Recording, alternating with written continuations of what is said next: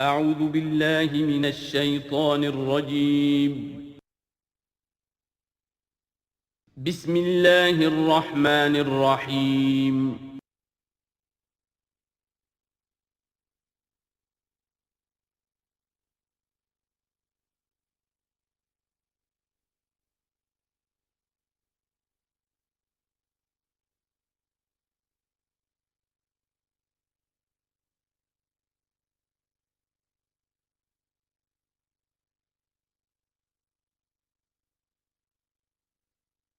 اعوذ باللہ من الشیطان الرجیم بسم اللہ الرحمن الرحیم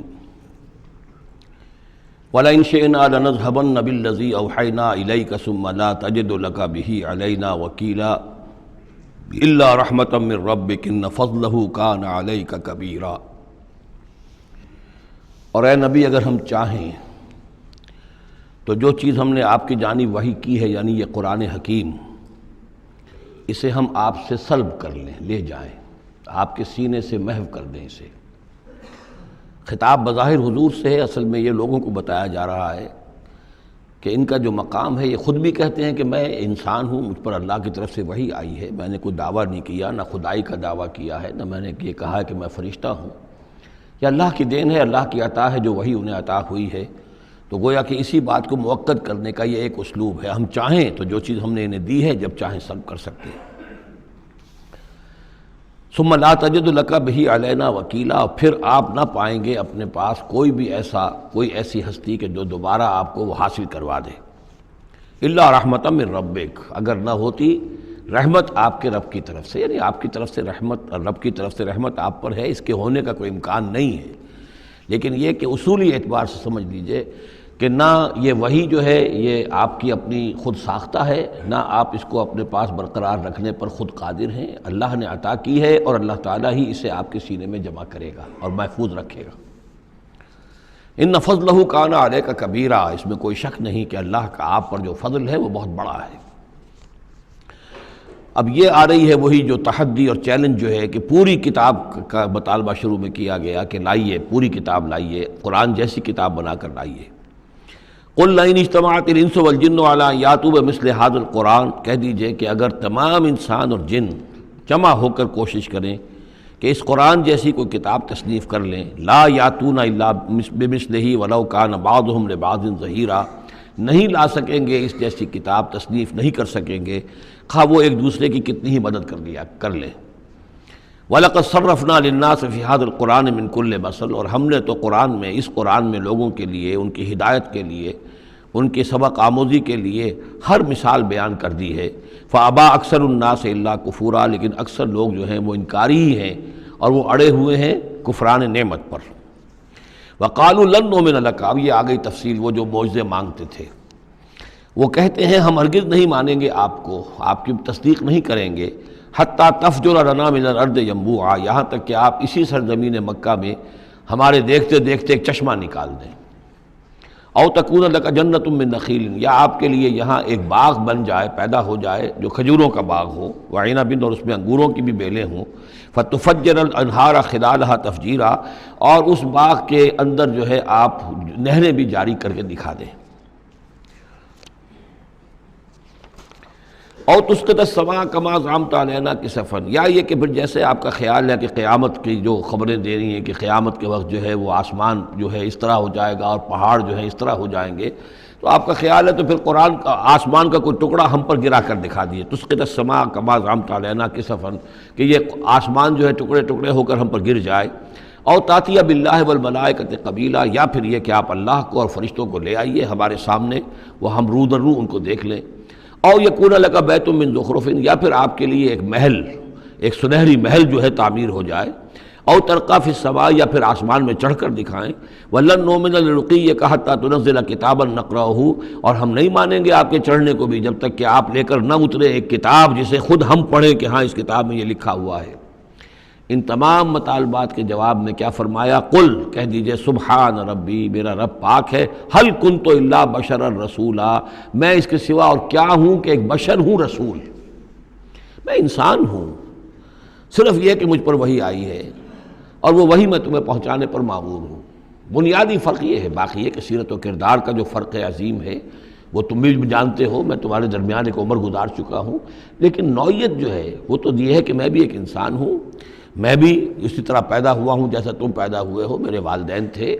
میں بھی کھانا کھاتا ہوں، میں بھی بازاروں میں چلتا پھرتا رہا ہوں، میں کاروبار کرتا رہا ہوں، میں نے بزنس کیا ہے ہر سطح کا، یہ سب تمہیں معلوم ہے۔ حل کنت الا بشرا رسولا، میں کیا ہوں سوائے اس کے کہ ایک بشر ہوں اور رسول۔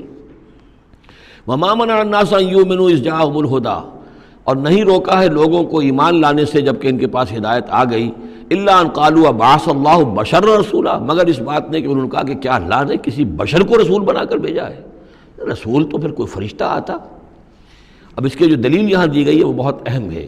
قل لو کان فی الارض ملائکۃ یمشون مطمئنین، کہہ دیجئے اگر زمین میں فرشتے آباد ہوتے اور چل رہے ہوتے یہاں پر اطمینان کے ساتھ، لنزلنا علیہم من السماء ملکا رسولا، تو پھر ہم آسمان سے ان پر کسی فرشتے ہی کو رسول بنا کر بھیجتے۔ یعنی رسول کا کام یہ ہدایت دینا، بات سمجھانا، پھر اپنی زندگی میں نمونہ پیش کرنا۔ انسانوں کے لیے فرشتہ کیسے نمونہ ہو جائے گا؟ انسانوں کے لیے تو انسان نمونہ ہوگا، فرشتوں کے لیے فرشتہ نمونہ ہوگا۔ فرشتہ جو ہے آ بھی جائے یہاں پر تو کہیں گے صاحب اس کو تو نہ کھانے پینے کی ضرورت ہے، نہ اس کا جورو جاتا ہے، اس کو تو کوئی ضروریات ہی نہیں ہے، یہ ٹھیک ٹھیک آدمی ہے اور ٹھیک ٹھیک اس کا کردار ہے، تو ٹھیک ہے ہم کیسے کریں؟ ہمارے تو جوری جاتا ہے، ہمارا رشتہ ہے، ہمارے بچے ہیں، ہمیں پیٹ لگا ہوا ہے، ہمیں یہ ہے، ہمیں وہ ہے۔ تو انسانوں کے اوپر حجت قائم کرنے کے لیے تو ظاہر بات ہے کہ انسانی رسول بھیجے جا سکتے ہیں۔ ہاں فرشتے آباد ہوتے تو فرشتے کو بھیج دیتے۔ قل لو کان فی الارض ملائکۃ یمشون مطمئنین لنزلنا علیہم من السماء ملکا رسولا قل کفی باللہ شہیدا بینی و بینکم، اے نبی کہہ دیجئے اب اللہ کافی ہے میرے اور تمہارے درمیان گواہ۔ بہت رد و قضا ہو چکی ہے، اب تو جو فیصلہ ہے وہ اللہ کرے گا اور وہ گواہ کافی ہے۔ انہ کان بعبادہ خبیرا بصیرا، اور وہ اپنے بندوں کو دیکھ رہا ہے، باخبر ہے، میرے حال سے بھی واقف ہے اور تمہاری جو کیفیت ہے اس کو بھی جانتا ہے۔ وَمَن يَهْدِ اللَّهُ فَهُوَ الْمُهْتَدِ، اور جسے اللہ ہی ہدایت دیتا ہے وہی ہدایت یافتہ ہوتا ہے۔ وَمَن يُضْلِلْ فَلَن تَجِدَ لَهُ أَوْلِيَاءَ مِن دُونِهِ، اور جس کی کہ ضلالت پر اس کی طرف سے فیصلہ ہو چکا ہو تو پھر اس کے لیے تم نہیں پاؤ گے کوئی بھی ولی اس کے سوا۔ وَنَحْشُرُهُمْ يَوْمَ الْقِيَامَةِ عَلَىٰ وُجُوهِهِمْ عُمْيًا وَبُكْمًا وَصُمًّا، اور ہم انہیں جمع کریں گے قیامت کے دن میدان حشر میں تو وہ منہ کے بل اوندھے چلیں گے، اندھے ہوں گے، گونگے ہوں گے، بہرے ہوں گے۔ مَأْوَاهُمْ جَهَنَّمُ، اور ان کا ٹھکانہ ہوگی آگ جہنم، کلما خبت، جیسے جیسے وہ بجھنے لگے گی زدناہم سعیرا، ہم اسے اور بھڑکا دیا کریں گے۔ یعنی یہ کہ اگر کہیں اس کی آگ میں کوئی کمی شدت میں، اس کی حرارت میں، تمازت میں آئے گی، ہم اس میں پھر اضافہ کر دیں گے۔ ذالک جزاؤہم بانہم کفروا، اور یہ ان کے لیے جزا ہے اس لیے کہ انہوں نے کفر کیا بآیاتنا، ہماری آیات کا۔ وقالوا اذا كنا عظاما ورفاتا، اور انہوں نے کہا کہ کیا جب ہو جائیں گے ہڈیاں اور وہ بھی چورا چورا، انا لمبعوثون خلقا جدیدا، تو کیا ہم دوبارہ اٹھا لیے جائیں گے ایک نئی تخلیق کی صورت میں۔ اولم یروا، کیا انہوں نے دیکھا نہیں، ان اللہ الذی خلق السماوات والارض قادر، کہ وہ اللہ کے جس نے آسمان بنائے اور زمین بنائی وہ اس پر قادر نہیں ہے، ان یخلق مثلہم، کہ ان جیسی مخلوق کو پیدا کر دے۔ تمہیں ایک دفعہ پیدا کیا تھا، تمہاری طرح کا آدمی دوبارہ پیدا کرنے اس کے لیے مشکل کیوں ہو گیا؟ وَجَعَلَ لَهُمْ أَجَلًا لَا رَيْبَ فِيهِ، اور ان کے لیے وہ معین کر دے ایک وقت معین جس میں کوئی شک نہیں، کسی طرح کا ریب اور شک نہیں۔ فَأَبَى الظَّالِمُونَ إِلَّا كُفُورًا، تو یہ ظالم جو ہیں یہ تو انکاری ہیں اور سوائے کفران نعمت کے اور ان آیات الہیہ کے کفر کے کوئی اور روش اختیار کرنے کو تیار نہیں ہے۔ قل لو انتم تملکون خزائن رحمت ربی، اے نبی ان سے کہہ دیجئے اگر تمہارے ہاتھ میں اختیار ہوتا میرے رب کے کی رحمت کے خزانوں کا، اذا لامسکتم خشیت الانفاق، تو تم ان سب خزانوں کے دروازے بند کر دیتے، انہیں روک کر رکھتے کہ کہیں خرچ نہ ہو جائیں، تمہارے اندر تو اس قدر بخل ہے۔ وکان الانسان قتورا، انسان ہے بہت ہی دل کا تنگ۔ وَلَقَدْ آتَيْنَا، آپ دیکھیے اس سورہ مبارکہ کا پہلا رکوع جو تھا اس میں بھی بنی اسرائیل کی تاریخ، لیکن حضرت موسیٰ علیہ السلام کا وہاں سے ذکر شروع کیا کہ ہم نے انہیں کتاب دی، وَآتَيْنَا مُوسَى الْكِتَابَ وَجَعَلْنَاهُ هُدًى لِبَنِي اسرائیل۔ اور یہ واقعہ کب ہوا ہے کہ جبکہ مصر سے وہ نکل کر آ چکے تھے صحرائے سینا میں، گویا کہ پوری داستان جو مصر کی تھی اس کا وہاں پر تذکرہ نہیں ہے، لیکن اس سورہ مبارکہ کے آخری رکوع میں پھر حضرت موسیٰ کا ذکر آ رہا ہے۔ یہ گویا کہ خاص اسلوب ہے اس قرآن مجید کی صورتوں کا، خاص طور پر جو صورتیں کہ ایک ہی وقت میں خطبے کی شکل میں نازل ہوں، ان کی ایک تو یہ کہ ابتدائی اور آخری آیات جو ہیں ان کی ایک خصوصی اہمیت اور فضیلت ہوتی ہے، اور دوسرا یہ کہ ان کے اندر خاص ربط ہوتا ہے۔ تو بنی اسرائیل کی تاریخ کے بعد کے ادوار وہاں آئے ہیں، لیکن جو مصر کے اندر ان کے ساتھ ہوا ہے اس کا ذکر اب یہاں ہو رہا ہے۔ وَلَقَدْ آتَيْنَا مُوسَىٰ 9 آیات بینات، اور ہم نے موسیٰ کو 9 نشانیاں دی تھی روشن۔ 2 نشانیاں تو وہ تھیں کہ جو وہ اولین مرحلے پر اللہ تعالیٰ نے ان کو دی تھیں، یعنی یہ کہ ایک عصا جو کہ وہ سانپ بن جاتا تھا یا اژدہا بن جاتا تھا، اور دوسرے ان کا وہ ہاتھ کے جو چمکنے لگتا تھا۔ اس کے بعد 7 نشانیاں ان کو جو اور دکھائی گئیں مختلف اوقات میں، ان پر جو عذاب آئے اور حضرت موسیٰ کے دعا کرنے سے پھر وہ وقت پر ٹل جاتے رہے، تو ان میں سے سنین، نقص من الثمرات، طوفان، جراد یعنی ٹڈی دل، قمل چچڑیاں، ضفادع یعنی مینڈک، اور خون کی بارش، یہ تمام جو ہے یہ سورہ اعراف کے اندر تفصیل گزر چکی ہے۔ لقد آتینا موسیٰ 9 آیات بینات فصل بنی اسرائیل اذ جاءہم، تو ذرا پوچھ لو ان بنی اسرائیل سے کہ جب موسیٰ ان کے پاس آئے، فقال له فرعون، تو فرعون نے ان سے کہا انی لاظنک یا موسیٰ مسحورا، کہ میں تو یہ سمجھتا ہوں کہ اے موسیٰ تم پر کوئی جادو ہو گیا ہے۔ اب دیکھیے یہی لفظ آیا یہاں پر جو حضور کے بارے میں صورت میں آیا ہے، ان تتبعون الا رجلا مسحورا، تم نہیں پیروی کر رہے ہو مگر ایک ایسے شخص کی جس کے اوپر سحر ہو گیا ہے۔ یہی بات کہی گئی تھی حضرت موسیٰ علیہ السلام سے۔ فرعون نے کہا انی لاظنک یا فرعون مسحورا، اے فرعون میں تو یہ سمجھتا ہوں کہ تم پر جادو ہو گیا ہے۔ قال لقد علمت ما انزل هؤلاء الا رب السماوات والارض، اب ظاہر بات ہے کہ یہ حضرت موسیٰ علیہ السلام ہے، ویسے بھی جلالی مزاج تھا ان کا، پھر یہ فرعون جس سے یہ مکالمہ ہو رہا ہے ان کے چھوٹے بھائی کے مانند بھی تھا، تو اس کے اسی انداز میں بات کر رہے ہیں، اس میں تنتنا وہی ہے۔ لقد علمت، تجھے خوب معلوم ہے، ما انزل هؤلاء، نہیں اتارا ہے ان نشانیوں کو، الا رب السماوات والارض، مگر اسی نے کہ جو آسمانوں اور زمین کا مالک ہے، بصائر، سجھانے کے لیے، دکھانے کے لیے، تمہاری آنکھیں کھولنے کے لیے۔ وَإِنِّي لَأَظُنُّكَ يَا فِرْعَوْنُ مَصْبُورًا، اور اے فرعون تو سمجھتا ہے کہ مجھ پر جادو ہو گیا ہے، اب میں یہ سمجھتا ہوں کہ تو تباہی اور ہلاکت کے کنارے تک پہنچ چکا ہے، اب تیری بربادی اور تیری ہلاکت یقینی ہے۔ فَأَرَادَ أَن يَسْتَفِزَّهُم مِّنَ الْأَرْضِ، تو فرعون نے ارادہ کیا کہ انہیں اکھاڑ پھینکے زمین سے، یعنی جو بھی اس نے شکل اختیار کی تھی کہ لڑکوں کو قتل کرو اور لڑکیوں کو زندہ رکھ لو، ظاہر بات ہے قوم کے استحصال کا اور اس کو ختم کرنے کا اس سے اور زیادہ عمدہ ذریعہ کیا ہو سکتا ہے۔ فَأَغْرَقْنَاهُ وَمَن مَّعَهُ جَمِيعًا، تو غرق کر دیا ہم نے اس کو اور اس کے جتنے بھی لوگ اس کے ساتھ تھے ان سب کو۔ وَقُلْنَا مِن بَعْدِهِ لِبَنِي إِسْرَائِيلَ اسْكُنُوا الْأَرْضَ، اور پھر ہم نے کہہ دیا بنی اسرائیل سے ان کے اس کے بعد کہ اب زمین میں تم آباد ہو جاؤ۔ فَإِذَا جَاءَ وَعْدُ الْآخِرَةِ جِئْنَا بِكُمْ لَفِيفًا، جب پھر اگلا وعدے کا وقت آئے گا، پچھلے وعدے کا وقت آئے گا تو ہم لے آئیں گے تمہیں سب کو سمیٹ کر۔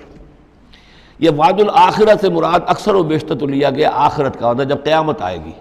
یعنی تم زمین میں رہو، قیامت آئے گی تم سب کو ہم جھاڑو پھیر کر جمع کریں گے، سب کے سب جمع ہوں گے، ایک میدان حشر میں آئیں گے، سب کے سب جمع ہو جائیں گے، جیسے کہ کہیں جو ہے وہ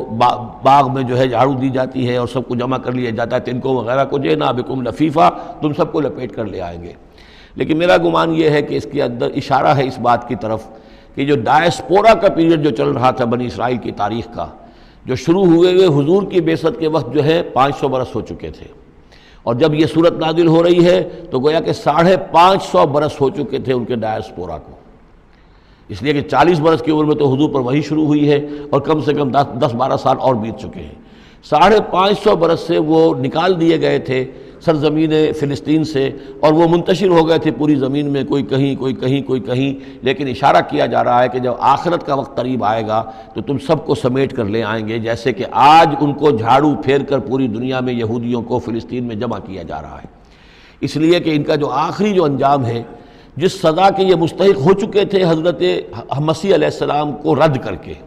اور جس سزا کی مزید توثیق ہو گئی جبکہ انہوں نے حضور پر بھی ایمان لانے سے انکار کر دیا، تو اب یہ کنڈمڈ پرزنرز کے مانند ہیں کہ اب ان کی سزا تو ہو چکی ہے لیکن اس کی ایگزیکیوشن ابھی باقی ہے۔ وہ ایگزیکیوشن جو ہے ان قریب وہ وقت آنے والا ہے کہ جب ان کی ایگزیکیوشن ہوگی، اور ظاہر بات ہے پوری دنیا میں پھیلے ہوئوں کے لیے وہ ایگزیکیوشن جو ہے اس کے بجائے بہتر شکل یہ کہ ان کو سمیٹ کر لے آیا جائے۔ تو در حقیقت یہ گریٹر اسرائیل کا قیام جو بھی ہو رہا ہے، اسرائیل تو قائم ہو گیا ہے اور عین ممکن ہے کہ گریٹر اسرائیل بھی قائم ہو جائے جیسا کہ ان کا نقشہ ہے، لیکن یہ کہ وہ ان کا گریٹر گریو یارڈ بنے گا، پھر بالآخر حضرت مسیح ہی زمین پر دوبارہ نازل کیے جائیں گے اور انہی کے ذریعے سے اس قوم کی ہلاکت ہوگی آخری۔ تو جب وہ وقت آئے گا قیامت کے وعدے کا تو پھر ہم تمہیں لے آئیں گے سمیٹ کر، پوری دنیا میں سے جھاڑو پھیر کر تمہیں سب کو ایک جگہ جمع کر لیں گے۔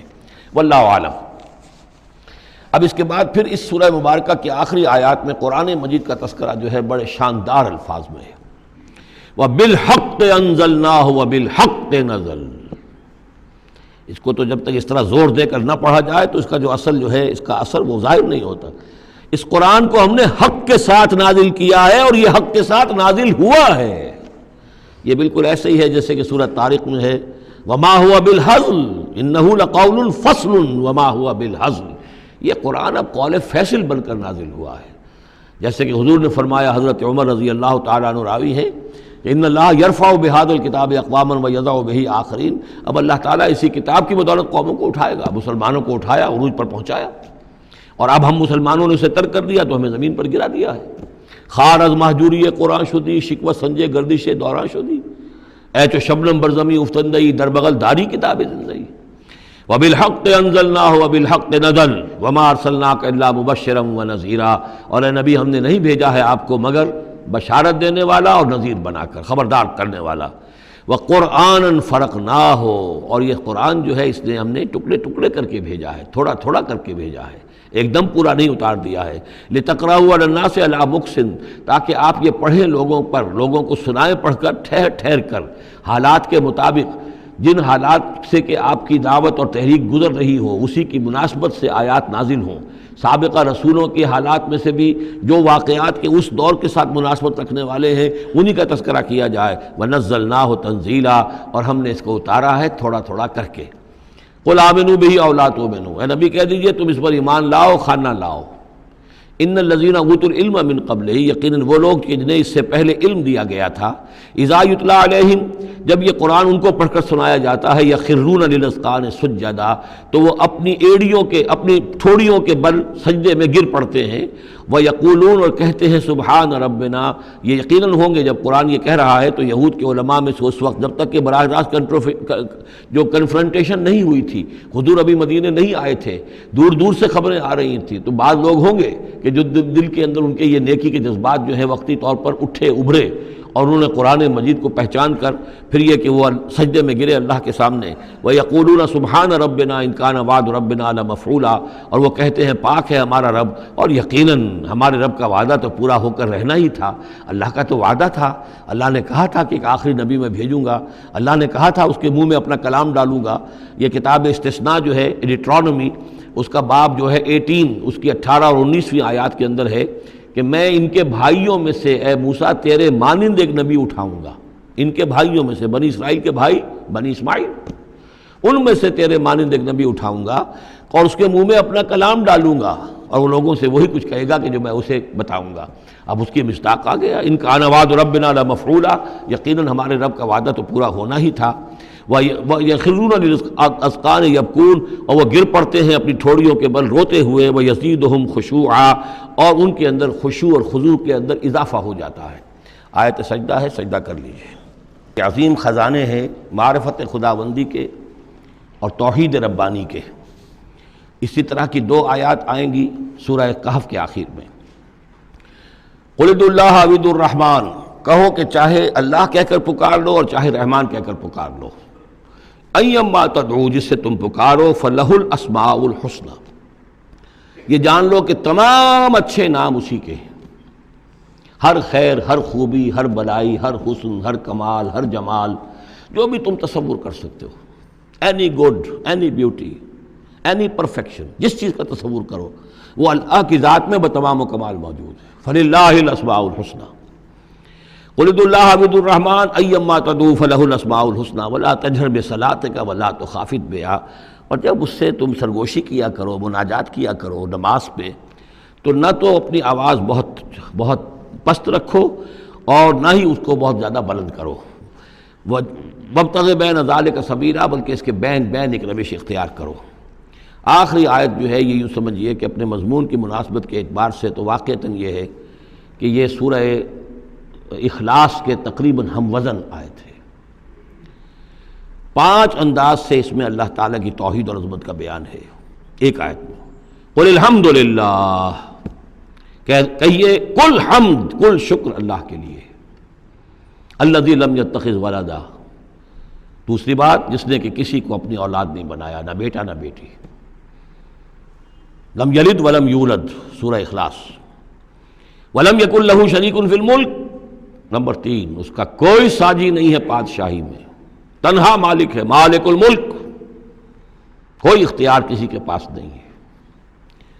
چوتھی بات وَلَمْ يَكُنْ لَهُ وَلِيٌّ مِّنَ الذُّلِّ، اس کا کوئی ولی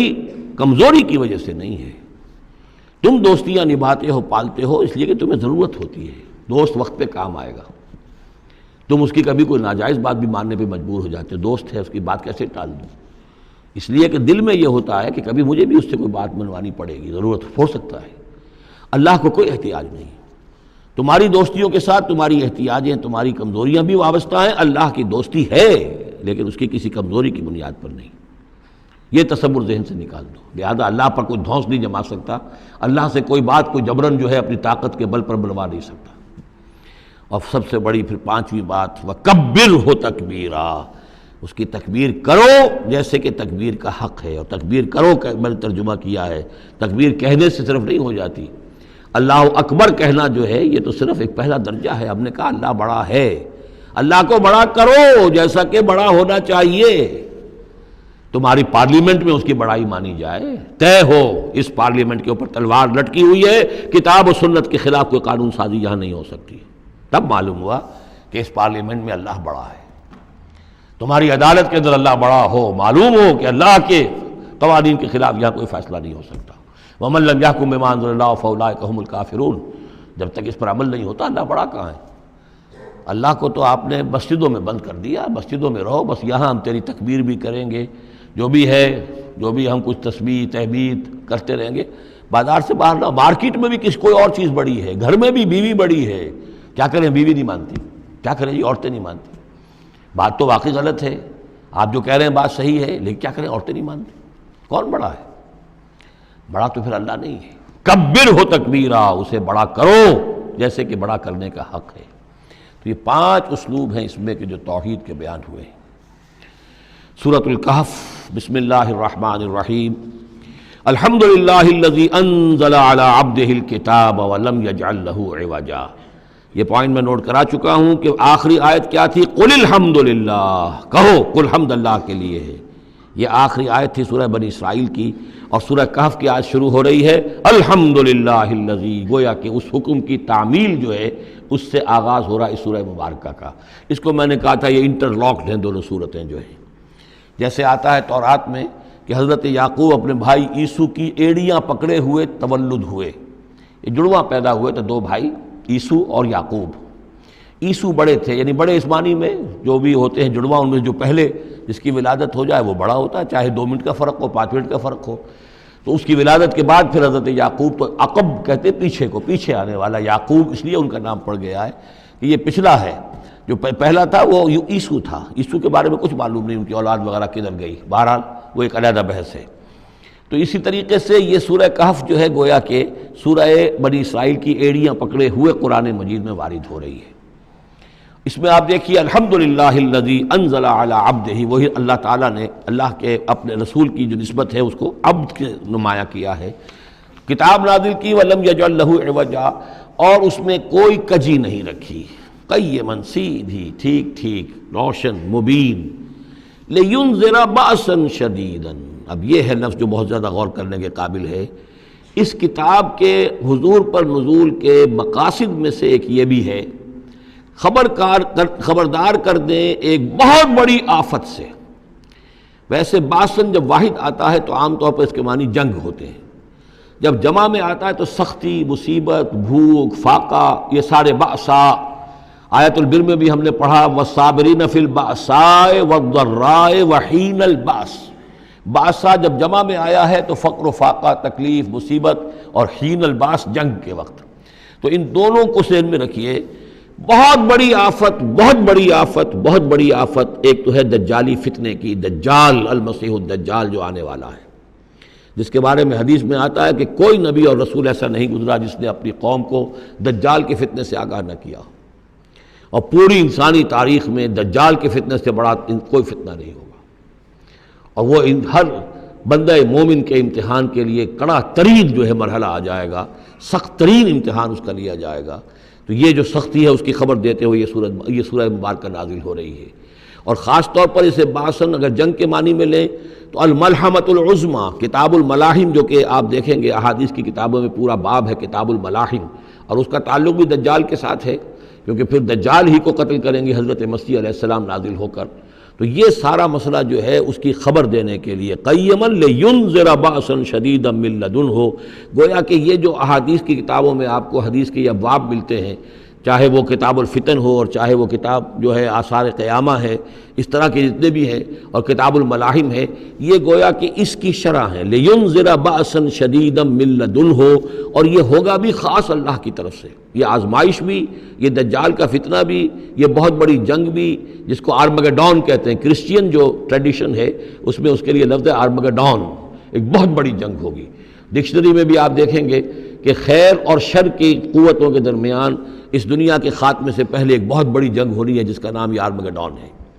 لِيُنذِرَ بَأْسًا شَدِيدًا مِّن لَّدُنْهُ وَيُبَشِّرَ الْمُؤْمِنِينَ الَّذِينَ يَعْمَلُونَ الصَّالِحَاتِ، اور تاکہ بشارت دے وہ ان اہل ایمان کو جو نیک عمل کرتے ہوں، أَنَّ لَهُمْ أَجْرًا حَسَنًا، کہ ان کے لیے ہوگا بہت اچھا بدلہ، مَاكِثِينَ فِيهِ أَبَدًا، اور وہ اس میں رہیں گے ہمیشہ ہمیش۔ یہ جو دجالی فتنہ ہے اس کے ساتھ ایک خاص مناسبت ہے سورہ مبارکہ کی۔ احادیث میں آتا ہے کہ دجالی فتنے کے اثرات سے بچنے کے لیے اس سورہ مبارکہ سے ذہنی اور قلبی رشتہ مفید ہے، اس کی تلاوت کرتے رہنا، خاص طور پر جمعے کے روز پوری سورہ کہف، ورنہ یہ کہ کم سے کم اس کی ابتدائی اور آخری آیات ان کی بڑی اہمیت ہے۔ دجالی فتنہ اصل میں کیا ہے سمجھ لیجئے کہ ایک تو ہے دجالی فتنہ بالعموم، دجل کہتے ہیں فریب کو، جیسے کہ کوئی نبی نہیں ہے، وہ اس نے فریبی لبادہ اوڑھ لیا، نبوت کا دعویٰ کر رہا ہے، وہ دجال ہے۔ تو اس طرح کی تو حضور نے فرمایا ہے کہ 30 دجال پیدا ہوں گے، انہی میں سے ایک ہمارے زمانے کے اندر جو ہے یہ غلام احمد قادیانی بھی تھا، وہ دجال تھا جس نے کہ اعلان کیا کہ میں نبی ہوں جبکہ وہ نبی نہیں تھا۔ تو فریبی بنا ہوا جس نے کہ ملمہ اپنے اوپر چڑھایا ہوا ہے۔ اسی طریقے سے دجالی فتنہ یہ جو ہے اس پوری دنیا میں اس وقت جو فتنہ ہے وہ یہ ہے کہ مادہ پرستی کا اتنا غلبہ ہو چکا ہے ذہنوں کے اوپر، افکار کے اوپر، لوگوں کے نظریات کے اوپر، لوگوں کے اخلاق کے اوپر، لوگوں کے اقدار جو ہیں، ویلیوز جو ہیں اس کے اوپر، کہ وہ آخرت کو بالکل بھول گئے، اللہ کو بھول گئے، اسباب کے اندر گم ہے، مسبب الاسباب سے ذہول ہو گیا، دنیا ہی دنیا ہے، آخرت کو بھولے ہوئے ہیں، مادہ ہی مادہ ہے، روح سے کوئی سروکار ہی نہیں۔ یہ ہے بالعموم جس کا نام دجالی فتنہ ہے کہ حقیقت کے اوپر پردہ پڑا ہوا ہے، آخرت پر دنیا کا پردہ پڑا ہوا ہے۔ یہ دنیا جو ہے در حقیقت کیا ہے؟ وَمَا الْحَيَاةُ الدُّنْيَا إِلَّا مَتَاعُ الْغُرُورِ، یہ دھوکے کا سامان ہے۔ اصل زندگی کو اس نے ڈھانپا ہوا ہے، ہم نے یہ سمجھ لیا کہ زندگی یہی ہے، اسی کے لیے بھاگ دوڑ، محنت، صبح و شام، اسی کے مستقبل کی فکر ہے، لیکن اصل جو زندگی اس کی کوئی فکر ہی نہیں ہے۔ باقی ایک دجال جو ہے جو آئے گا، وہ معاملہ احادیث کے اندر بھی بڑی طوالت کے ساتھ ہے، اور اس میں کافی پیچیدگیاں بھی ہیں، بعض چیزیں جو ہیں ایک دوسرے سے کچھ مختلف بھی ہیں، اس میں پھر اہل علم کو بہرحال مطابقت پیدا کرنی پڑتی ہے۔ میں نے جہاں تک اپنی کوشش کی ایک رائے تک میں پہنچا ہوں، لیکن ابھی میں اسے بیان نہیں کر رہا ہوں۔ بہرحال دجالی فتنے کی خبریں موجود ہیں بہت شدت کے ساتھ، اور اس صورت کا پڑھنا جو ہے اس میں بہت مفید ہے۔ اس صورت کے مضامین کا دجالی فتنہ بالعموم سے کیا تعلق ہے وہ تو اس ہم دورہ ترجمہ دوران کے اس کے دوران بھی آپ کو معلوم ہو جائے گا، لیکن اس کے جو خاص بڑے مباحث ہیں، خاص طور پر یہ کہ ایک ہمارے بہت بڑے عالم گزرے ہندوستان میں اس صدی کے آغاز میں، مولانا مناظر حسن گیلانی، انہوں نے اس میں باقاعدہ کتاب لکھی ہے، آپ کو مل جائے گی بازار میں بھی، اصحاب کہف کے جو کا معاملہ، سورہ کہف کے مباحث ہیں ان کے۔ میں نے اس کو اپنی ایک تقریر کے اندر کسی خطاب جمعہ میں سورہ کہف کے مضامین کا خلاصہ بیان کیا تھا، جس کا عنوان ہے دنیا کی حقیقت۔ ظاہر بات ہے تفاصیل زیادہ جو ہیں وہ میرے لیے ممکن نہیں ہے کہ اس دورہ ترجمہ کے دوران بیان کر سکوں۔ وَيُنذِرَ الَّذِينَ قَالُوا اتَّخَذَ اللَّهُ وَلَدًا، اور خبردار کر دے ان لوگوں کو جنہوں نے کہا کہ اللہ نے بیٹا بنایا۔ یہ ساری دجالیت جو ہے اس کی جڑ کیا ہے؟ مسیحیت، جو موجودہ مسیحیت ہے، جو حقیقت میں مسیحیت نہیں ہے، پولزم ہے،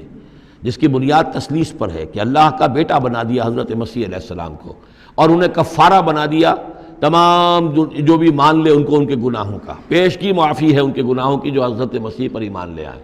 اور نمبر 3 شریعت ساقط کر دی، اور نمبر 4 سارا اختیار جو ہے وہ پوپ کے ہاتھ میں دے دیا گیا کہ تم جو چاہو جس چیز کو چاہو حلال کرو، جس چیز کو چاہو حرام کر دو۔ ان چیزوں نے مل کر نفس مذہب کو اس قدر قابل نفرت شے بنا دیا کہ یورپ کے عوام کے اندر مذہب کے خلاف شدید نفرت پیدا ہو گئی۔ چنانچہ اس کے بعد جب مسلمانوں کے زیر اثر وہاں پر علم پھیلا ہے، ہسپانیہ کی یونیورسٹیوں سے علوم اور فنون جو ہیں یہ فرانس اور اٹلی اور جرمنی کے نوجوان آتے تھے، اور وہاں آ کر وہ قرطبہ اور غرناطہ اور طلیطلہ کی یونیورسٹیوں سے پڑھ کر جاتے تھے، تو ان کے زیر اثر جو ایک ریفارمیشن شروع ہوئی، اصلاح مذہب، اور ایک رینائسنس، تحریک احیاء العلوم،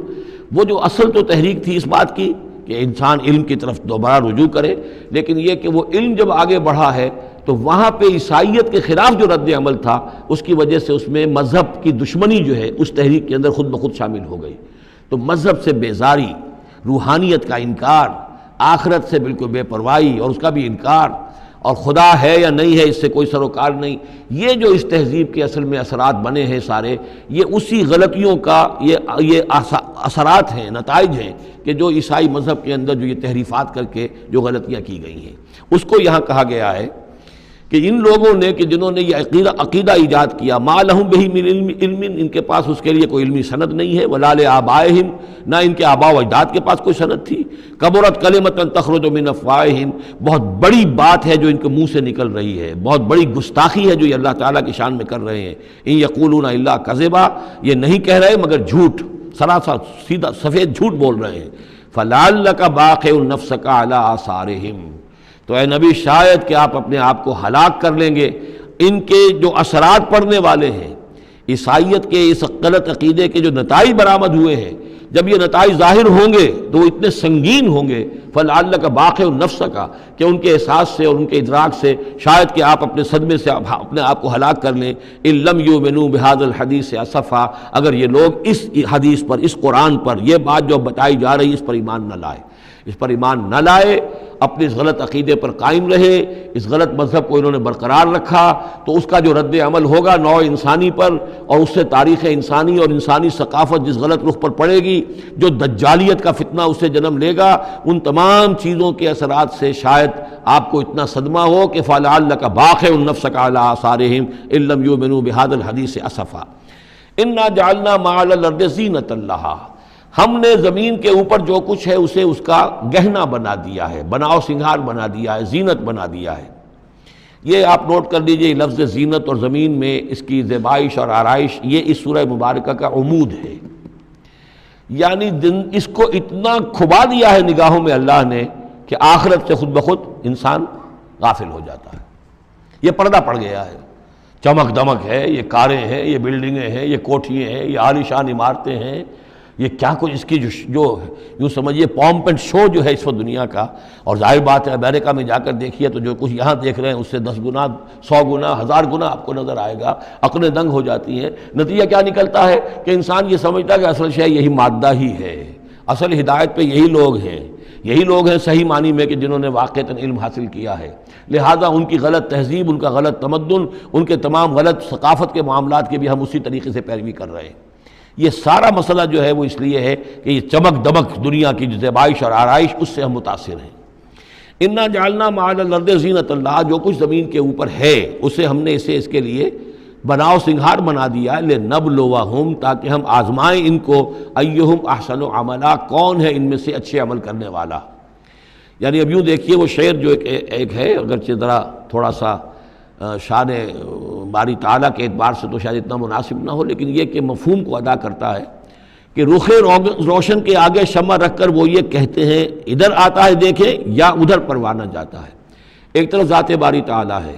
اور ایک طرف یہ دنیا ہے، اس کی چمک دمک ہے۔ اب یہ پروانہ جو ہے یہ انسان، اس کا امتحان ہے، آیا یہ اللہ اور آخرت کی طرف جا رہا ہے یا دنیا کی طرف اور دنیا کی زیبائش اور آرائش کی طرف جا رہا ہے۔ جو زیبائش اور آرائش کی طرف چلا گیا وہ گیا، وہ تباہ و برباد ہو گیا، فقط خسر خسرانا مبینہ۔ اور جس نے اس دنیا کی زیبائش اور آرائش اس سے منہ موڑ کر وہ جو حقیقت جو اصل حسن ازلی ہے اللہ تعالیٰ کا اور اس کا جو جلال اور کمال ہے اور جو آخرت کی نعمتیں ہیں ان کو اختیار کر لیا، وہ کامیاب ہو گیا۔ تو امتحان اتنا ہی ہے کہ رخ روشن کے آگے شمع رکھ کر وہ یہ کہتے ہیں ادھر جاتا ہے دیکھیں یا ادھر پروانہ آتا ہے۔ وَإِنَّا لَجَاعِلُونَ مَا عَلَيْهَا صَعِيدًا جُرُزًا، اور یہ کہ جو کچھ بھی اس پر ہے ہم ایک وقت آئے گا کہ اس کو بنا کر رکھ دیں گے جیسے کہ میدان جس میں سے کہ فصل کاٹ لی گئی ہو۔ جب قیامت ہوگی کیا ہوگا یہاں پر، اسی زمین کو نہ یہاں پہ کوئی وہ پہاڑ رہ جائیں گے، کوٹ کوٹ کر چپٹی کر دی جائے گی، نہ یہ آپ کے پاس جو ہیں وہ اسکائی اسکریپرز رہ جائیں گے، نہ یہ اعلیٰ شان عمارتیں ہوں گی، کچھ نہیں ہوگا۔ یہ سب برابر ہوگا جیسے کہ کسی کھیت کے اندر فصل کاٹ دی جاتی ہے تو اب وہ پڑا ہوتا ہے ویران، وَإِنَّا لَجَاعِلُونَ مَا عَلَيْهَا صَعِيدًا جُرُزًا، ہم اسے کر کے چھوڑیں گے ایسا کھیت کہ جہاں پر چورا پڑا ہوا ہو، صرف بچا کھچا جو ہے وہ اس کا توڑی کا اور کچھ نہ ہو۔ ام حسبت ان اصحاب الکہف والرقیم کانوا من آیاتنا عجبا، اب یہاں سے اصحاب کہف کی بات شروع ہو رہی ہے، کیونکہ پوچھوایا تھا یہودیوں نے اصحاب کہف کون تھے۔ کیا تم سمجھتے ہو کہ اصحاب الکہف والرقیم، رقیم جو ہے ان کی تختی تھی ایک جس کے اوپر ان کے حالات لکھ کر، جو ان کے ایک جو کہف تھی ان کی غار جو تھی اس کے اوپر لگا دی گئی تھی، تو انہیں اصحاب الکہف بھی کہتے ہیں، اصحاب الرقیم بھی کہتے ہیں، یہ دونوں انہیں ایک ہی گروہ کے نام ہیں۔ کیا وہ تمہارے خیال میں ہماری بڑی عجیب آیات میں سے تھا؟ یعنی واقعتاً بات تو ایک غیر معمولی تھی، لیکن حقیقت میں ہمارے ہاں تو ہماری تخلیق میں، ہماری صنائی میں اس سے ہزاروں گنا زیادہ عجیب باتیں ہوتی ہیں، ہمارے لیے تو وہ کوئی شے ہے ہی نہیں کسی بھی درجے میں، تم سمجھتے ہو کہ شاید وہ بہت بڑی بات ہے۔ یہ سابق کہف کا جو قصہ ہے، اب میں سمجھتا ہوں کہ پورے وثوق کے ساتھ ہم کہہ سکتے ہیں کہ یہ قصہ کیا تھا۔ دیکھیے، جب حضرت مسیح علیہ السلام آئے ہیں تو یہ پورا علاقہ جو ہے فلسطین کا اور یہاں پہ جو آپ نے تبلیغ کی ہے، تو یہ اس وقت رومن امپائر کا ایک حصہ تھا، اگرچہ مقامی طور پر ایک لوکل بادشاہ جو تھا یہودی وہاں پر حکومت کر رہا تھا، لیکن وہ پپٹ تھا، اصل میں تو حکومت جو تھی رومیوں کی، جو رومی تھے بت پرست۔ اور اس کے بعد چونکہ انہوں نے بغاوت کی، حضرت مسیح تو اٹھا لیے گئے سن 30 عیسوی کے آس پاس یا 33 عیسوی کے آس پاس، لیکن اس کے بعد جو ہے ان یہودیوں نے بغاوت کی رومیوں کے خلاف، جس کے نتیجے میں سن 70 عیسوی میں ٹائٹس رومی نے تو ان کی حکومت بھی ختم کی اور بیت المقدس کو برباد کیا، یروشلم کو تباہ کیا، 1,33,000 یہودیوں کو قتل کیا اور ان کو بھیج دیا، نکال دیا وہاں سے باہر۔ اس وقت کا معاملہ یہ ہے کہ اب کوئی اکے دکے جو بھی رہ جاتے تھے یہاں پر، کوئی یہودی یا عیسائی، یہودیوں کو تو نکال دیا، عیسائی رہ گئے، لیکن عیسائیوں پر بھی بہت ظلم ہوتا تھا۔ یہ موحد تھے، حضرت عیسیٰ کے ماننے والے، وہ بت پرست تھے۔ تو اس زمانے میں کہیں بادشاہ کوئی تھا، ڈیسیس یا دقیانوس جس کو کہتے ہیں، اس کے زمانے میں کچھ جو عیسائی تھے حضرت عیسیٰ پر ایمان رکھنے، آج کے عیسائیوں پر قیاس نہ کیجئے، جو نصارہ تھے حضرت عیسیٰ کو ماننے والے جو موحدین تھے، ان میں سے کچھ نوجوانوں کی پیشی ہوئی بادشاہ کے دربار میں۔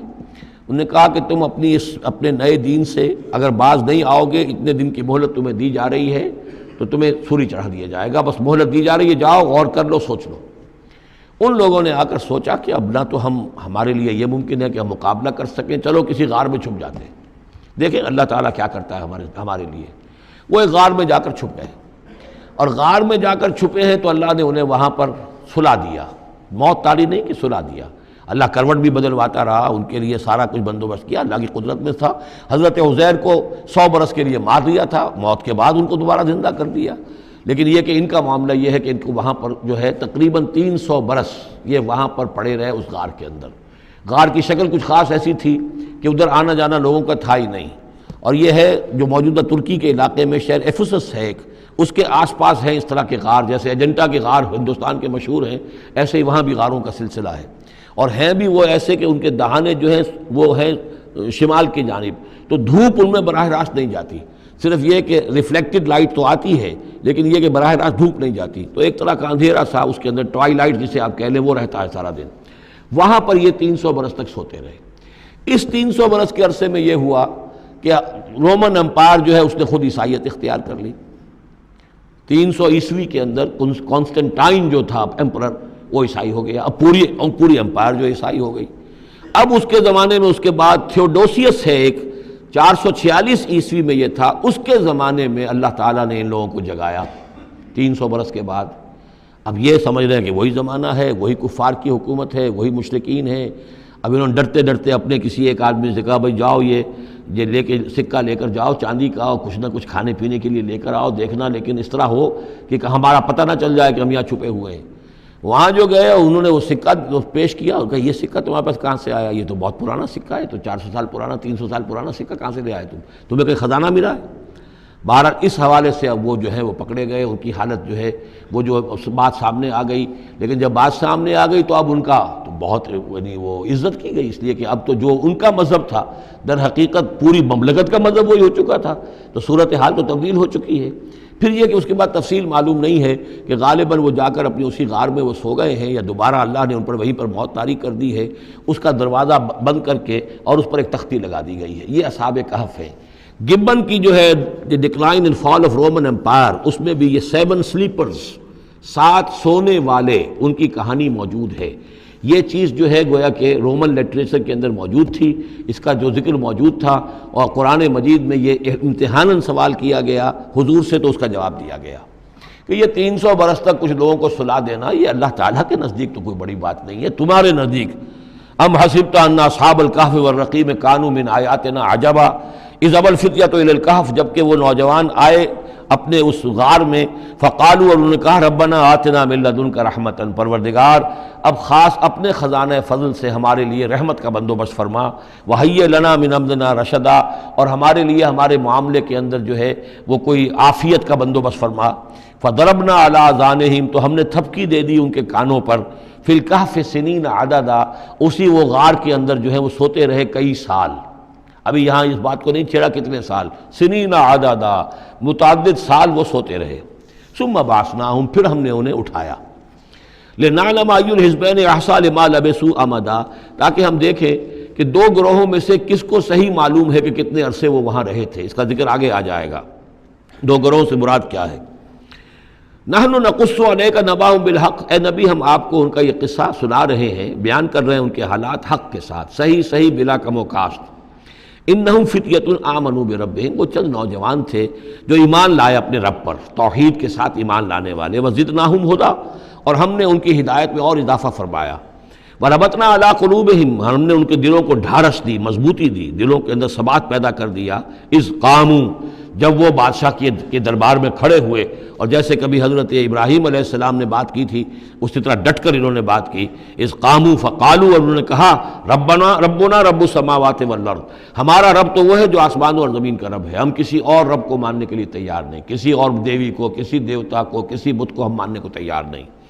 لن ندعو من دونہ الہا لقد قلنا اذا شططا، ہم اس کے ایک الہ کے سوا کسی اور کو پکارنے کے لیے تیار نہیں ہیں، ہم نے اگر ایسی کوئی بات کہی تو یہ تو عقل سے بہت دور کی بات ہو جائے گی۔ ہؤلاء قوم اتخذوا من دونہ آلہہ، یہ جو ہماری قوم ہے اس نے اس بہت سے آلہہ جو ہیں اختیار کر لیے ہیں اللہ کے سوا، انہوں نے اختیار کر لیے ہیں بہت سے آلہہ اس کے سوا، لولا یاتون علیہم بسلطان بین، تو کیوں نہیں وہ پیش کرتے ان کے اوپر کوئی دلیل، کوئی سند، کوئی اللہ کی طرف سے اتاری ہوئی سند ہو، کوئی آسمانی کتاب ہو۔ فمن ازلم ممن افترى علی اللہ کذبا، تو کون ظالم ہوگا اس شخص سے بڑھ کر کہ جس نے اللہ تعالیٰ کی طرف جھوٹ گھڑ کر منسوب کر دیا۔ تمہارے لیے اب مہلت صرف چند دن کی ہے، اس میں تم فیصلہ کر لو، اگر تم اپنے دین سے واپس نہیں پھرو گے اور ہمارے دین میں واپس نہیں آؤ گے، اپنے دین کو چھوڑ کر نئے دین کو، تو تمہیں ہم ہلاک کر دیں گے۔ اب یہ وہاں سے جا کر مشورہ کر رہے ہیں، وَإِذْ اعْتَزَلْتُمُوهُمْ، اور دیکھو جب تم نے اب ان سے اپنے آپ کو علیحدہ کر لیا ہے، وَمَا يَعْبُدُونَ إِلَّا اللَّهَ، اور ان ہستیوں کو بھی تم نے چھوڑ دیا جن کی وہ پرستش کرتے ہیں اللہ کے سوا، فَآوُوا إِلَى الْكَهْفِ، تو اب آؤ کسی کھو میں، کسی غار میں پناہ لے لیں، يَنشُرْ لَكُمْ رَبُّكُم مِّن رَحْمَتِهِ، تمہارا رب تمہارے لیے وہاں کوئی رحمت کا سامان کر دے گا، وَيُهَيِّئْ لَكُم مِّنْ أَمْرِكُم مِّرْفَقًا، اور تمہارے معاملے کے اندر اللہ تعالیٰ خاص اپنی طرف سے کوئی نرمی اور کوئی آسائش کا سامان پیدا فرما دے گا۔ وَتَرَى الشَّمْسَ إِذَا طَلَعَت تَزَاوَرُ عَنْ كَهْفِهِمْ ذَاتَ الْيَمِينِ، اور تم دیکھو کہ سورج جب طلوع ہوتا تھا تو وہ ان کی اس غار سے کنی کتراتا ہوا داہنی طرف نکل جاتا تھا، یعنی براہ راست دھوپ جو ہے اس میں نہیں آتی تھی۔ وَإِذَا غَرَبَتْ، جب ڈوبتا تھا، تَقْرِضُهُمْ ذَاتَ الشِّمَالِ، تو بھی وہ کنی کترا جاتا تھا بائیں طرف، تو گویا کہ سورج جو ہے یوں جا رہا ہے اور اس غار کا جو منہ ہے وہ شمال کی طرف ہے، لہذا براہ راست جو ہے داہنی طرف سے ہو کر بائیں طرف سے ہو کر سورج نکل گیا، دھوپ جو ہے براہ راست اس پر نہیں آ رہی۔ اسی اصول پر آج کل جو بڑی بڑی بلڈنگز بنتی ہیں جو کارخانوں کی اور ملز کی، اس میں یہ نارتھ لائٹ شیلز بنائے جاتے ہیں، ایسے شیل روف کی ہوتے ہیں کہ جس میں پھر جو روشنی جو ہے وہ نارتھ کی طرف سے لیتے ہیں، کیونکہ ہمارے ہاں جو سورج ہے وہ کبھی بھی نارتھ میں نہیں جاتا، لہذا جو ہے سورج براہ راست کبھی نہیں آئے گا بلکہ انڈائریکٹ لائٹ آئے گی۔ وَهُمْ فِي فَجْوَةٍ مِّنْهُ، اور وہ جو اس غار تھی اندر سے کھلی تھی، اس کھلی غار کے اندر جا کر وہ لیٹ گئے، سو گئے۔ ذَلِكَ مِنْ آیاتِ اللّہ، یہ اللہ کی نشانیوں میں سے ہے، مَن يَهْدِ اللّٰهُ فَهُوَ الْمُهْتَدِ، جو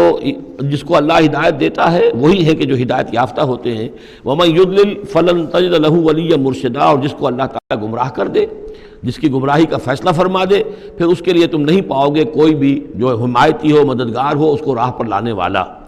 وَتَحْسَبُهُمْ أَيْقَاظًا، صورتحال ایسی تھی کہ تم اگر اس کو دیکھتے تو یہ سمجھتے کہ وہ جاگ رہے ہیں، وَهُمْ رُقُودٌ، حالانکہ وہ سو رہے ہیں۔ وَنُقَلِّبُهُمْ ذَاتَ الْيَمِينِ وَذَاتَ الشِّمَالِ، ہم ان کو کروٹیں بھی دلواتے رہے، داہنی طرف بھی بائیں طرف بھی، تاکہ یہ کہ وہ بیڈ سورز نہ ہو جائیں۔ ہم جدید اصطلاح میں اگر استعمال کریں تو کروٹ بھی دلوا رہا ہے اللہ تعالیٰ کو ہر قدرت حاصل ہے، اس کے فرشتے معمور ہیں جو کر رہے ہیں، نرسنگ بھی ہو رہی ہے۔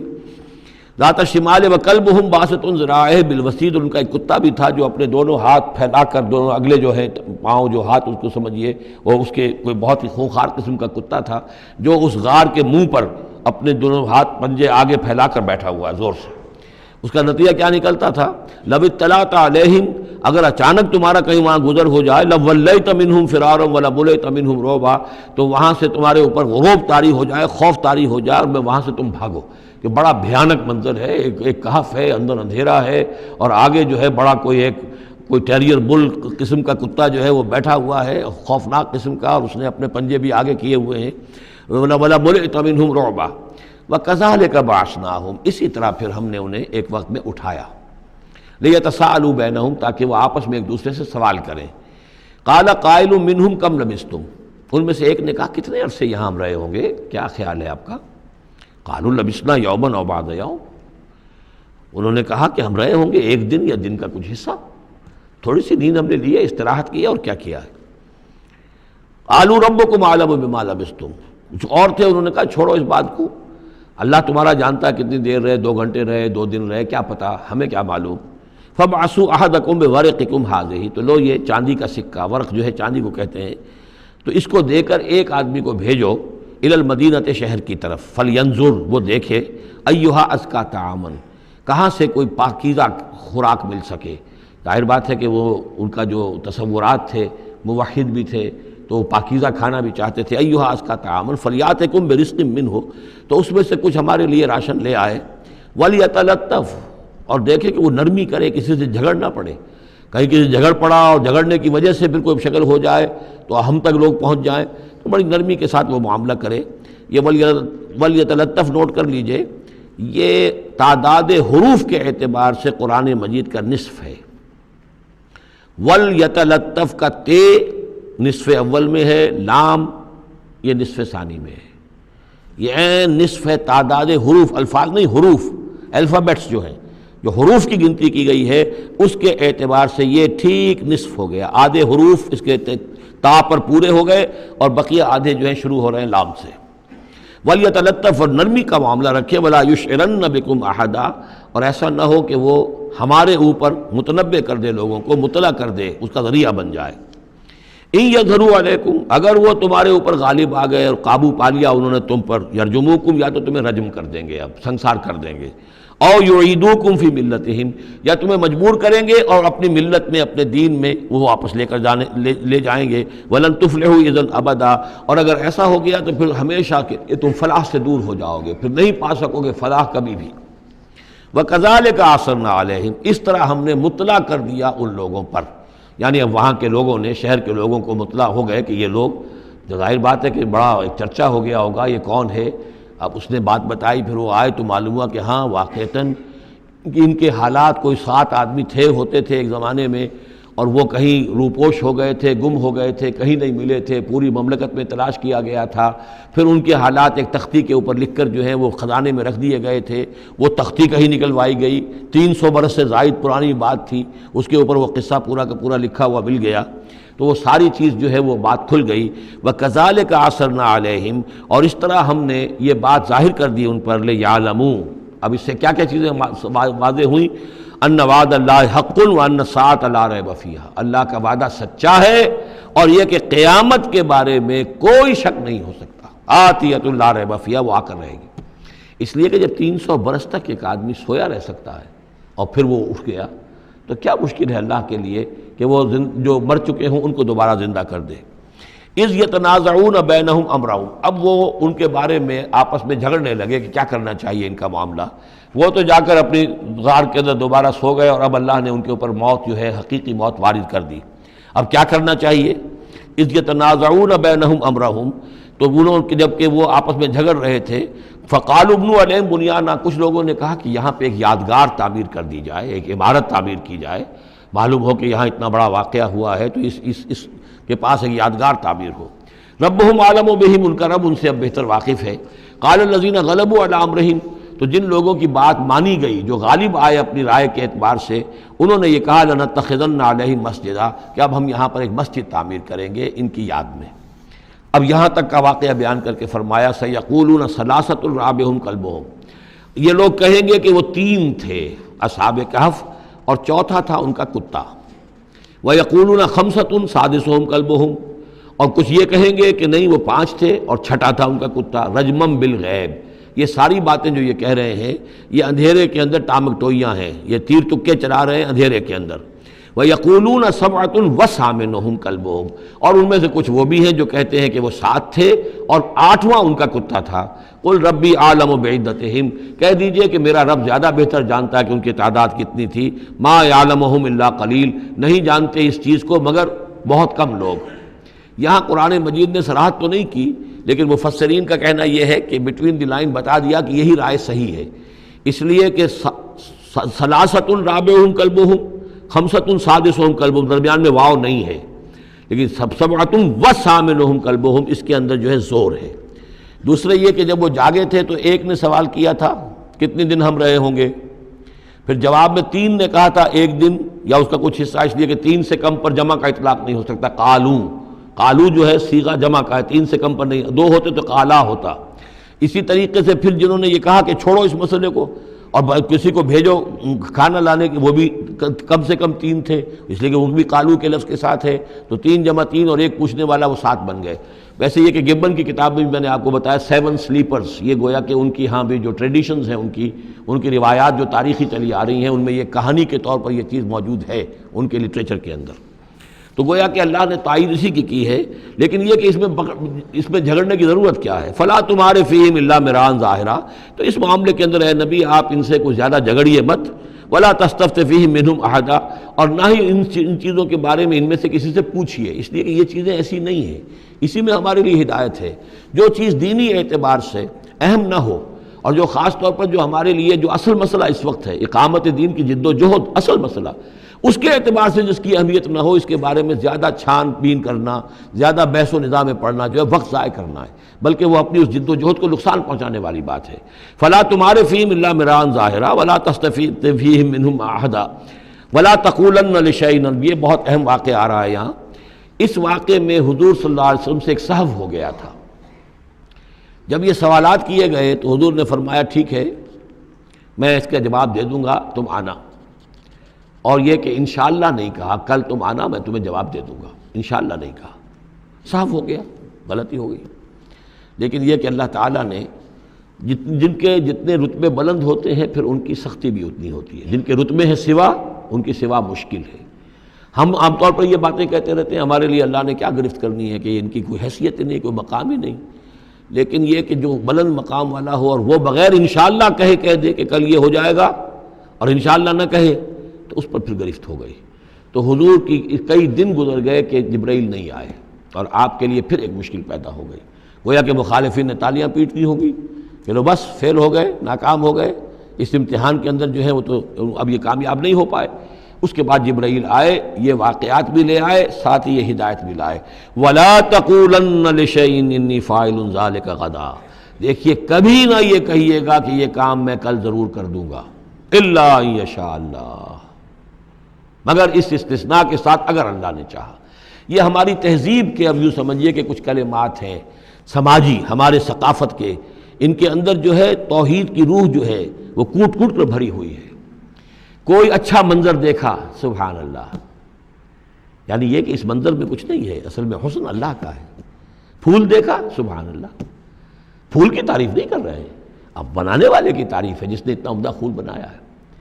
کوئی آپ کو کوئی تکلیف رفع ہوئی، کوئی ضرورت پوری ہوئی، الحمدللہ، بھوک لگی ہوئی تو کھانا کھایا، الحمدللہ، تعریف اللہ کے لیے ہے۔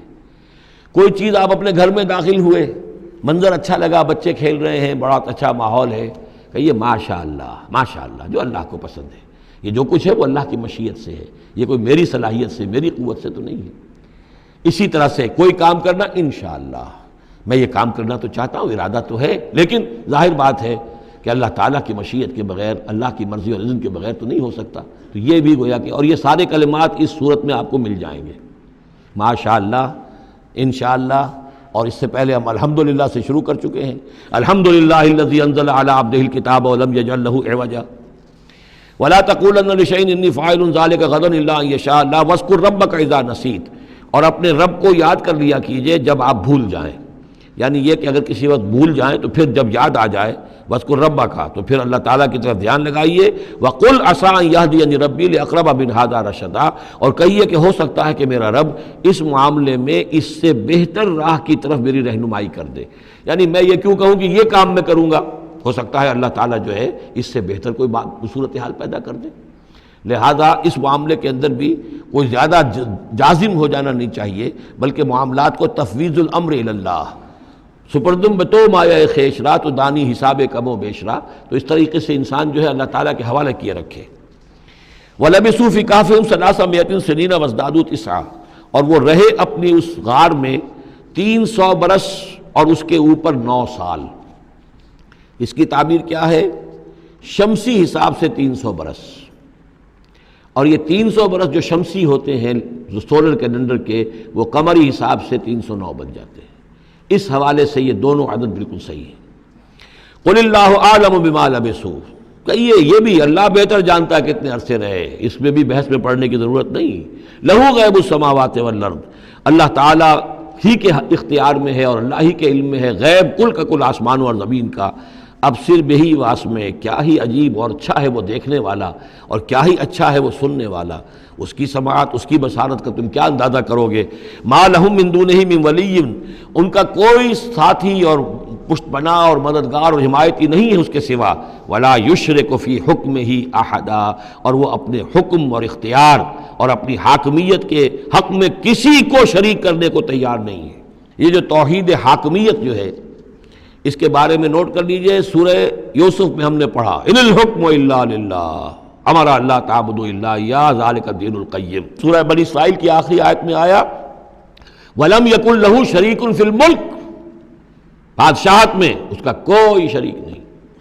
یہاں فرمایا ولا یشرک فی حکمہ احدا، وہ اپنے حکم اور حاکمیت کے اختیار میں کسی کو شریک کرنے کے لیے تیار نہیں۔ وَاتْلُ مَا أُوحِیَ إِلَیکَ مِن کتاب ربک، اور اے نبی تلاوت کیجئے جو آپ کی طرف وحی کی گئی ہے آپ کے رب کی کتاب میں سے، یعنی یہ جو سخت حالات ہیں جن سے آپ گزر رہے ہیں، دباؤ ہے آپ پر بہت شدید، اس میں آپ کے لیے سہارا کیا ہے؟ وَمَا صَبْرُكَ إِلَّا بِاللَّهِ، اور اللہ کے ساتھ اپنا قلبی تعلق اور ذہنی رشتہ قائم کرنے کے لیے سب سے مؤثر ذریعہ کیا ہے؟ قرآن مجید کی تلاوت۔ وَاتْلُ مَا أُوحِیَ إِلَیکَ مِن کتاب ربک، جو بھی آپ کی طرف وحی کیا گیا ہے آپ کے رب کی کتاب میں سے، اس کی تلاوت کرتے رہا کیجئے۔ لا مبدل لکلماتہ، اس کی باتوں کو بدلنے والا کوئی نہیں ہے۔ وَلَن تَجِدَ مِن دُونِہ مُلْتَحَدًا، اور اس کے سوا آپ کو کہیں کوئی پناہ نہیں ملے گی۔ پناہ دینے والا بھی وہی ہے، کوئی اور پناہ نہیں دے سکے گا۔ سختی کتنی بھی ہے جھیلیے، برداشت کیجئے، اس سختی کو آسان بنا سکتے ہیں اللہ کی کتاب کی تلاوت کیجئے اور کر کے سناتے رہیے اپنے ساتھیوں کو بھی، اسی سے تمہارے اوپر یہ سختیاں جو ہیں ہلکی ہو جائیں گی، ان بھاری چیزوں کو برداشت کرنا آسان ہو جائے گا۔ لیکن جان لیجئے پناہ ملے گی تو اللہ کے دامن میں۔ لن تجد من دونہ ملتحدا واصبر نفسک مع الذین یدعون ربہم بالغداۃ والعشی، اور اپنے آپ کو روکے رکھیے اور صبر کیجئے ان لوگوں کے ساتھ جو اپنے رب کو پکارتے ہیں صبح و شام۔ یہ اگرچہ غرباء میں سے ہیں، یہ بلال ہیں، یہ عبداللہ ابن ام مکتوم ہیں، یہ نابینا ہیں، یہ ابو فقی ہیں، یہ غلام ہیں، یہ عمار ہیں، اور یہ اسی طریقے سے خباب ہیں، لوہار ہیں، یہ لوگ جو ہیں آپ ان کی اس رفاقت کو غنیمت سمجھیے۔ وَاصْبِرْ نَفْسَكَ مَعَ الَّذِينَ يَدْعُونَ رَبَّهُم بِالْغَدَاةِ وَالْعَشِيِّ يُرِيدُونَ وَجْهَهُ، وہ اللہ کی رضا کے طالب ہیں، طلبگار ہیں، اللہ سے محبت کرنے والے ہیں۔ وَلَا تَعْدُ عَيْنَاكَ عَنْهُمْ، اور دیکھیے آپ کی نگاہیں ان سے ہٹ کر ادھر نہ جائیں جن کے پاس دولت ہے۔ عنہم ترید زینت الحیات الدنیا، کہیں آپ کی نگاہ ادھر نہ جائے جہاں زیبائش ہے، آرائش ہے، دنیا کی چمک دمک ہے، دولت ہے، آپ ولید بن مغیرہ کی طرف تو متوجہ ہوں اور عبداللہ ابن ام مکتوم کی جانب نہ ہو، معاذ اللہ ایسا نہ کیجیے۔ یہ بالکل وہی بات ہے جو ہم سورہ ہجر میں بھی پڑھ چکے ہیں، وَلَا تَمُدَّنَّ عَيْنَيْكَ إِلَىٰ مَا مَتَّعْنَا بِهِ أَزْوَاجًا مِّنْهُمْ زَهْرَةَ الْحَيَاةِ الدُّنْيَا،